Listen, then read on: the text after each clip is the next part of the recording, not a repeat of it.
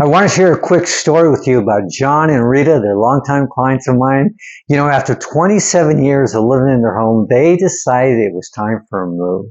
But today I want to share with you their why. Why now? We all move through various stages of life, and when John and Rita and I met, they said, "Joe, we're thinking about buying a house."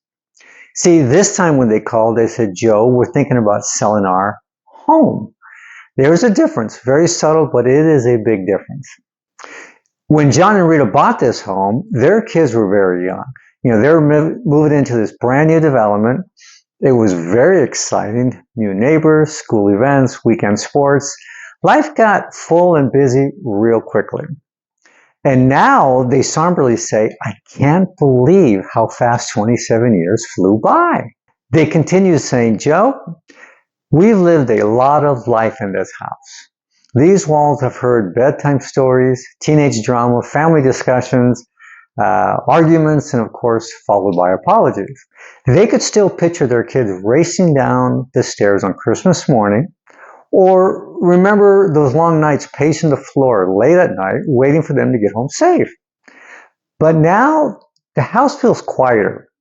Those once busy rooms, they sit still now. Maybe a little too still.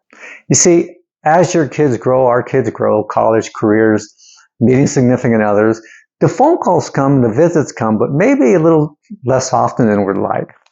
But like us, like all of us, we catch up, we laugh, we reminisce, but it finally hits you and you could feel it. The new normal starts to set in. What's that new normal? It's just the two of us. Now, I shared some things with them and some thoughts. You see, your home, it's not just a house. It's where you've raised your family. It's where memories were made, traditions were created, and where your life happened. And now, this stage of life, it brings up all kinds of emotions. Joy, gratitude, sadness, guilt, uncertainty. I didn't say they're logical. They're just emotions that come up. Now, letting go of a home like this isn't easy, and it shouldn't be. See, you're not just closing the door, you're turning the page in the story of your life, and it's a big one. You see, John and Rita got to a point that they had to ask themselves some hard questions. And I've asked these questions many times to many people. And those questions go like this. Is the life you're living now reflected in the space that's around you? Does your home feel too big? Has the upkeep become more of a burden? Does it feel more of a burden than a joy? Or maybe you're just craving more freedom to travel, or just do you really feel like just simplifying things? I talk to people just like John and Rita every week, and I've always reminded them this isn't just a real estate decision. It's an emotional one. You shouldn't rush through it, and you definitely shouldn't go through it alone. Make sure to talk to people. Now, most importantly, I share two important thoughts that I always want them to consider when someone's at this stage. You see, you've poured your heart into this home, but maybe now it's time to pour it into yourself. To create a home that fits who you are today, not who you were 20 years ago. And like many of us, you have taken care of everyone else for a long time. Now it's your turn, and that's okay.